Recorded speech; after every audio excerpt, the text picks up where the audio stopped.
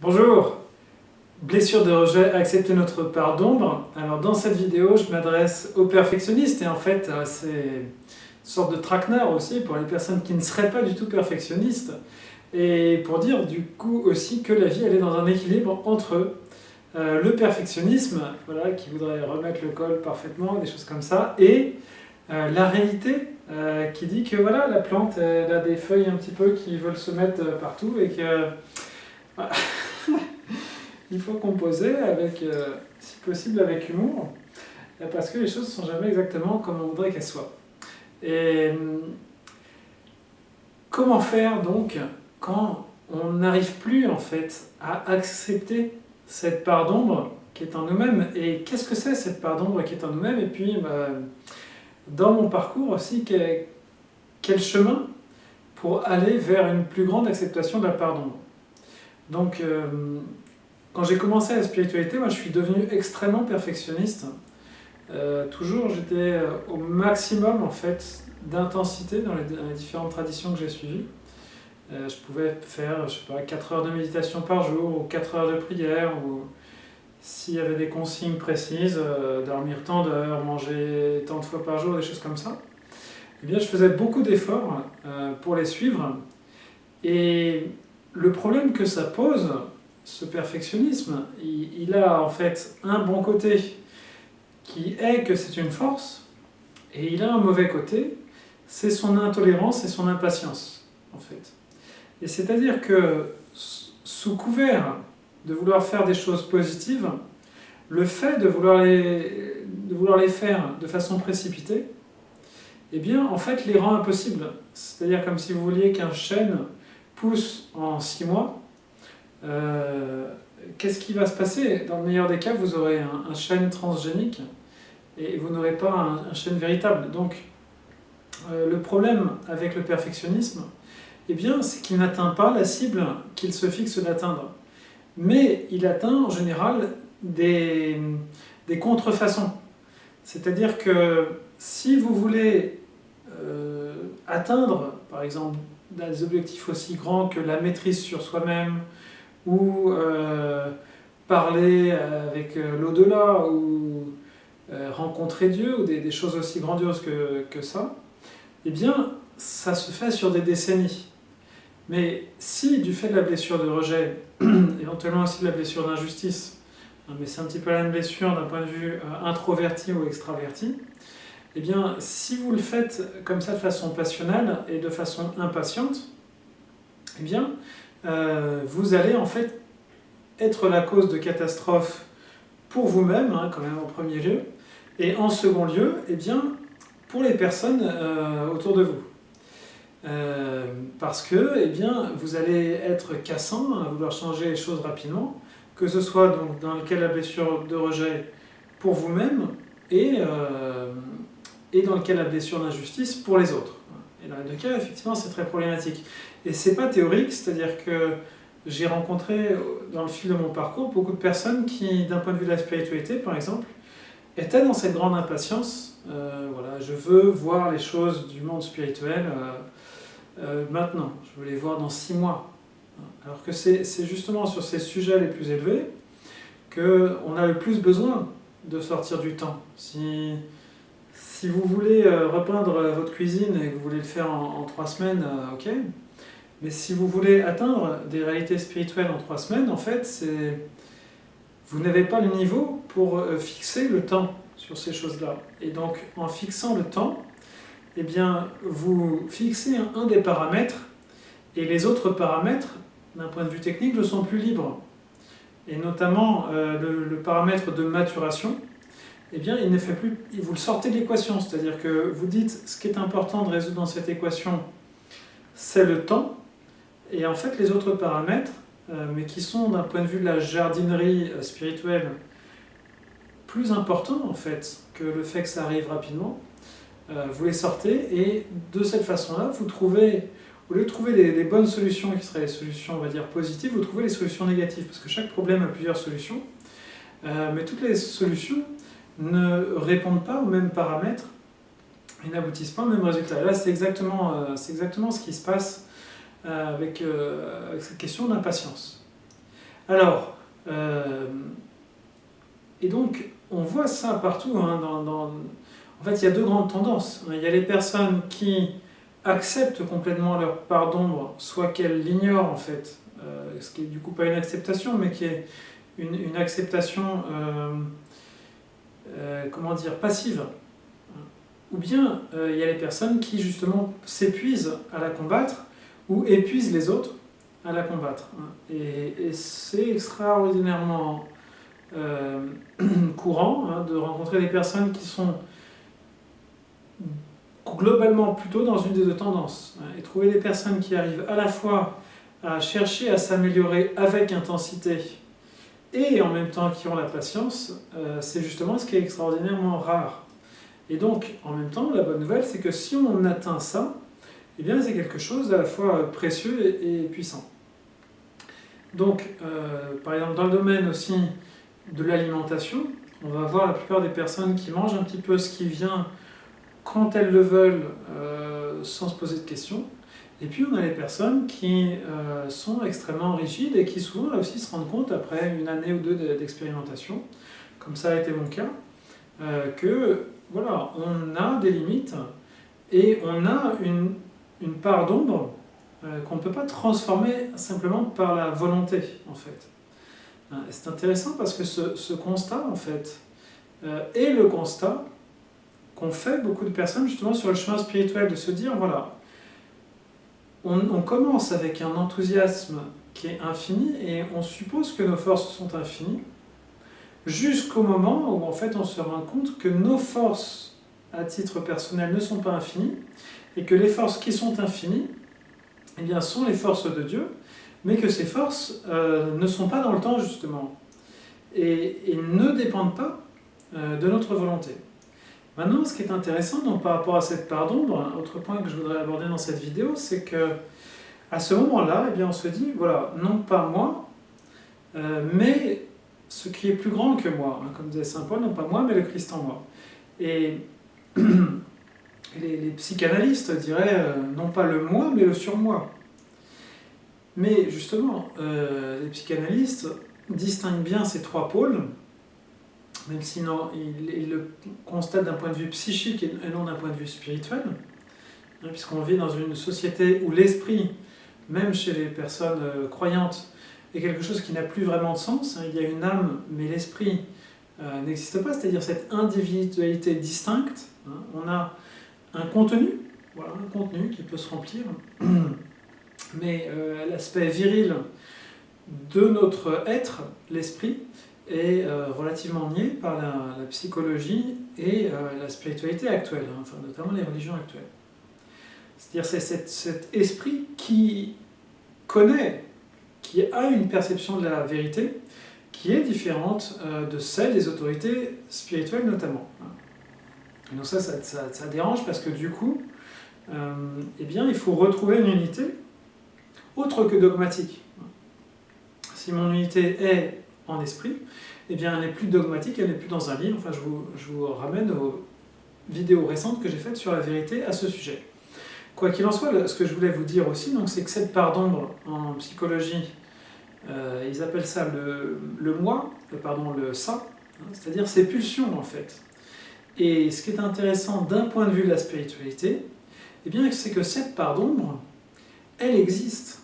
Ce n'est pas une abstraction, ce n'est pas un petit démon qu'on représente comme ça sur l'épaule gauche sur des cartoons, mais c'est une réalité.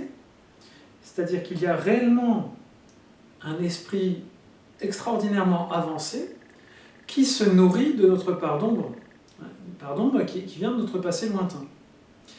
Et donc ça, c'est représenté dans la Bible, par exemple, quand Jacob va combattre l'ange. Cet ange, je me suis longtemps demandé, mais comment ça se fait qu'un patriarche de la Bible combatte un ange? Alors, c'est d'ailleurs dans la Bible, c'est dans la Genèse, il dit qu'il rencontre un homme. Mais c'est un homme qui le bénit, c'est un homme qui est très mystérieux, et donc on en parle souvent, depuis dans l'iconographie, c'est souvent le combat de Jacob avec l'ange. Alors je ne pense pas que ça vienne du texte de la Bible lui-même, mais je pense que ça vient de la compréhension juive de ce texte, qui explique justement eh bien que cet ange est un ange déchu en fait. Et que pourquoi Jacob, qui est un patriarche, combat l'ange?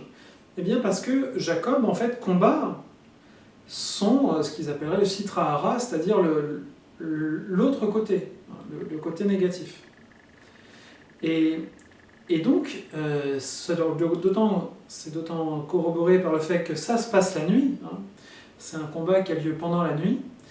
Et ce qui est intéressant, en fait, toute l'histoire de Jacob est dans cette dualité, puisqu'il est déjà... il naît avec Ésaü, qui est son jumeau, en fait, hein, et ils se battent tous les deux pour la succession d'Isaac. Hein. Et en fait, il y a un stratagème, c'est-à-dire que Jacob se fait passer pour Ésaü en revêtant des peaux de bête sur sa main. Donc là aussi, on a ce symbole de l'ambivalence qui est présent dans cette histoire de Jacob, et donc cette part d'ombre, en fait, cette part bestiale, si on veut, qui est en nous, et se pose la question de que doit-on en faire. Justement, pour recevoir la bénédiction, eh bien Jacob accepte pleinement cette part d'ombre, de même qu'il l'a fait aussi quand il n'a pas voulu mettre fin au combat avant que cet ange de la nuit, hein, et la nuit donc c'est le côté sombre, avant que cet ange de la nuit ne lui ait donné sa bénédiction. Et de la même façon, en fait, il faut, je pense, pour les personnes qui ont la blessure de rejet, considérer que notre part d'ombre, eh bien, c'est 50% de notre humanité. C'est-à-dire que nous sommes, nous, hiérarchie humaine, si on veut, eh bien, nous sommes cette création assez originale qui a besoin de ces deux coachs, qui ne peut pas se séparer comme ça de son Gollum. Gollum, c'est dans le Seigneur des Anneaux, sans quoi elle ne peut pas traverser le Mordor, sans quoi elle ne peut pas mettre fin à la malédiction. Et donc, cette part d'ombre nous accompagne virtuellement indéfiniment. Pas tout à fait, mais en fait presque. Et celui qui veut détruire sa part d'ombre, comme c'est le cas dans le Horla de Maupassant, hein, le Horla, donc celui qui est hors la loi, là encore c'est un esprit rebelle, hein, ce Horla, et c'est un esprit tourmenteur, et qui obsède en fait le narrateur de la nouvelle de Maupassant, et dans la deuxième version, donc qui est la version finale, eh bien cette obsession du double maléfique amène en fait le narrateur de la nouvelle à mettre le feu à sa maison et même à mettre le feu à l'un de ses domestiques. Et c'est un peu la même chose que ce que je disais tout à l'heure, c'est-à-dire que quand on est trop fanatique, en fait, eh bien, on finit par détruire éventuellement son corps physique ou détruire les autres, etc. Donc, même symbole, et donc par rapport à la blessure de rejet, le travail qui est à faire, c'est d'accepter la fragilité et d'accepter l'imperfection, en fait, de cette humanité, et d'accepter le risque, même d'accepter en fait la certitude du rejet. C'est-à-dire que je suis sûr, quel que soit le positionnement humain que je vais prendre, que je serai rejeté. Donc, avant même de se positionner, en fait, on peut accepter le rejet et on peut accepter notre vulnérabilité. Si on refuse cette vulnérabilité, si on refuse cette humanité, eh bien, par exemple, moi, c'est sûr que j'aurais pas fait cette vidéo. Je veux dire, il fait nuit, j'ai fait une grande journée, j'ai réfléchi à mon idée, mais finalement, c'est pas complètement abouti. Et de même, je suis en train d'écrire un livre, mais chaque page, je dois l'arracher du néant dans mon impuissance, si vous voulez. Mais, et c'est là qu'il y a un retournement qui est intéressant, c'est que à partir du moment où on accepte d'être dans cet équilibre qui semble complètement précaire, complètement dingue, entre cette ombre qui essaie de nous faire trébucher à chaque pas, et cet ange, si vous voulez, notre ange gardien, ou on peut l'appeler le surmoi, qui essaie de nous élever à chaque pas, et en sachant qu'on ne doit pas en quelque sorte prendre part pour l'un ou l'autre, mais, comment vous dire, Parce que la force à la fois de l'ange et à la fois de l'ombre est extrême par rapport à ce que nous sommes. Et donc on ne peut pas, il s'agit de prendre évidemment part pour l'ange, mais il ne s'agit pas de croire qu'on peut devenir du jour au lendemain un ange. Et donc c'est ça qui est difficile et c'est ça qui demande une quantité de patience. Et donc c'est finalement, malheureusement souvent à force d'un certain nombre d'échecs, qu'on se rend compte que c'est impossible de devenir un ange du jour au lendemain. Je pense que ça, c'est un deuil que les personnes qui ont la blessure de rejet ont à faire. C'est que le programme, le projet humain, eh bien, il est dans cette liberté, il est dans cette imperfection. Et il s'accomplit en fait dans cette imperfection où l'homme, volontairement, abdique en tant que roi pour laisser la royauté au roi véritable en fait. Et il n'y a pas de succès en spiritualité sans ce moment où on renonce en fait au contrôle de sa vie. Par exemple, quand Frodon, dans le troisième volet du Seigneur des Anneaux, arrive à la montagne du destin, en fait, il renonce à lui-même. Il est quasiment sûr que, en détruisant l'anneau, il sera lui-même détruit. Et en fait, c'est au moment où il devrait être détruit que des aigles arrivent et le sauvent, et que donc, à partir de ce moment-là, sa vie prend une nouvelle dimension, et qu'il peut partir sur les rivages elfes. Et de la même façon, on peut lire par exemple dans la biographie de Thérèse de Lisieux, il y a ce déclic qui vient assez tôt chez elle, de se rendre compte qu'elle ne peut pas, en tant qu'être humain, vaincre son imperfection. Et combien de fois Saint Paul aussi dans ses lettres rappelle qu'il ne peut pas vaincre la chair. Il ne peut pas le faire.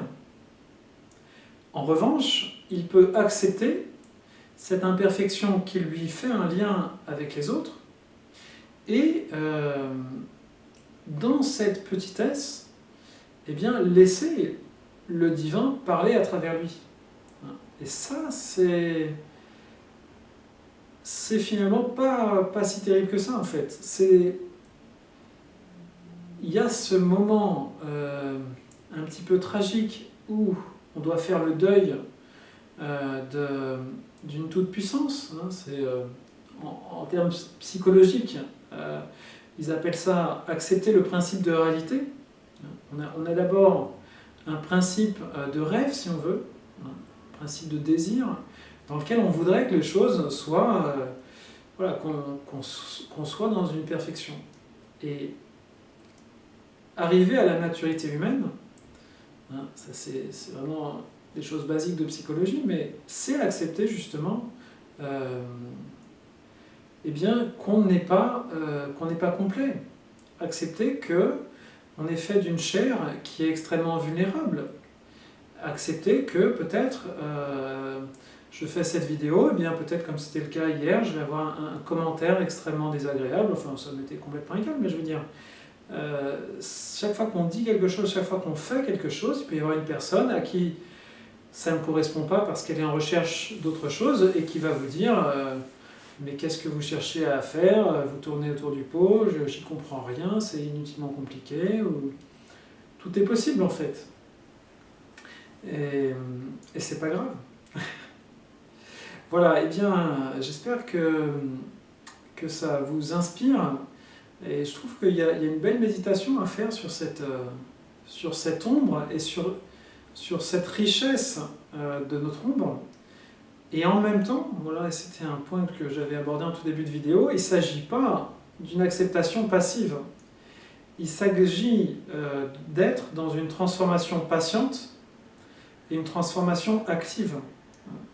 Et donc il ne s'agit pas de dire qu'on va donner le pouvoir au golem, il ne s'agit pas de dire qu'on va donner le pouvoir au Horla, mais il s'agit en fait de renoncer à l'échelle de temps et d'accepter qu'aujourd'hui, simplement, on est en train de traverser, on est en train d'évoluer, et, et c'est ça qui est important. C'est pas quand est-ce que je vais arriver, mais c'est le fait qu'aujourd'hui, c'est le fait que dans cet instant, je mette de la bonne volonté. Donc inversement, si vous avez tendance à ne même pas considérer que le mal existe en vous, et que quand même c'est un problème grave, que le mal qui finalement fait énormément souffrir les personnes autour de nous.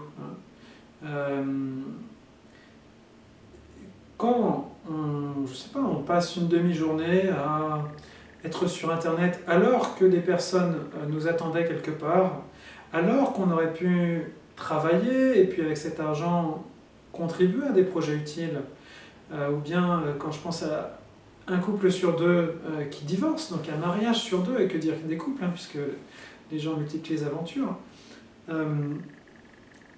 ça veut dire que cette part d'ombre nous fait souffrir énormément et fait énormément souffrir les autres, que ce soit les animaux, quand on consomme des produits animaux dont on pourrait se passer. Je ne dis pas qu'il faut forcément s'en passer, mais je trouve important de réfléchir en tout cas à comment on peut diminuer sa consommation de produits issus de la souffrance. Ce n'est pas la question de consommer des produits animaux, c'est la question de la souffrance animale. Comment est-ce qu'on peut la diminuer ?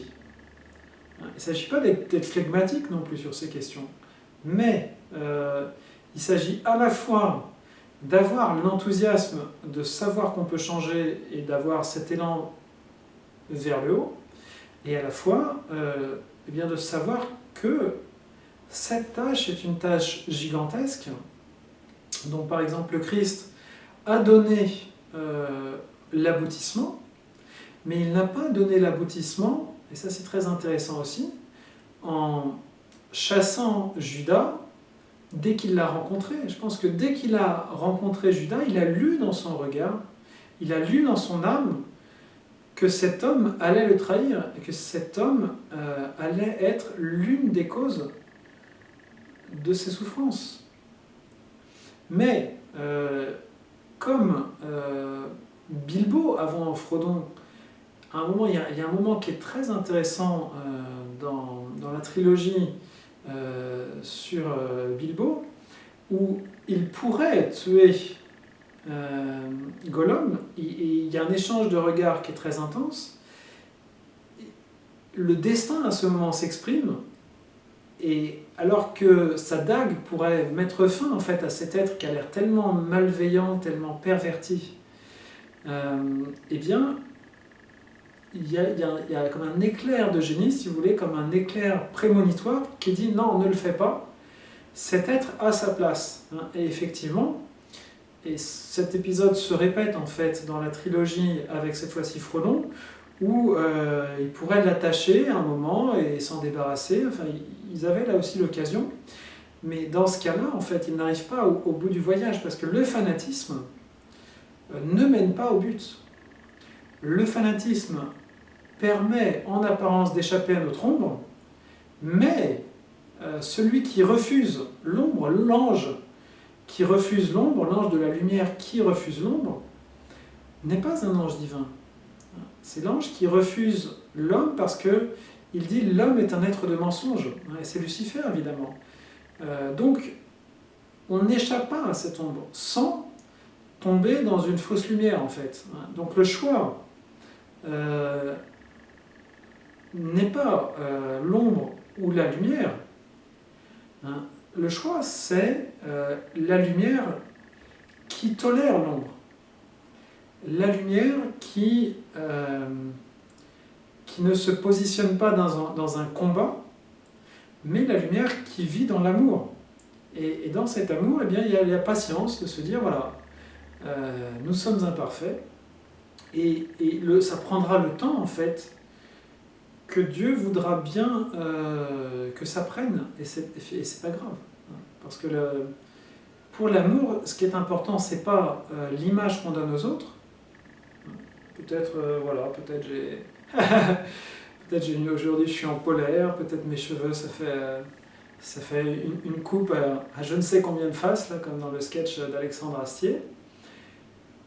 Et c'est pas grave. Ce qui est important, c'est pas l'image que je donne aux autres, ce qui est important, c'est pas moi, mais c'est ce qui passe à travers moi. Et ce qui passe à travers moi, eh bien, justement, est humain, parce qu'il y a ces contrastes, en fait. C'est marrant, ce contraste entre le noir et le bleu. Et voilà, la vie, dans la jeunesse dans laquelle on se trouve en tant qu'humanité, est là. Alors, bonne vie et bonne méditation donc, sur ces imperfections. Et vous pouvez aussi, bien sûr, regarder les vidéos précédentes qui parlaient du même sujet. Il y en a toute une série, hein, Les 2 arbres du paradis parlent de ce sujet. Ne tuons pas notre personnalité était sur le même sujet. Évidemment, toute la série sur la blessure de rejet. Voilà, merci, hein, bonne méditation et à bientôt.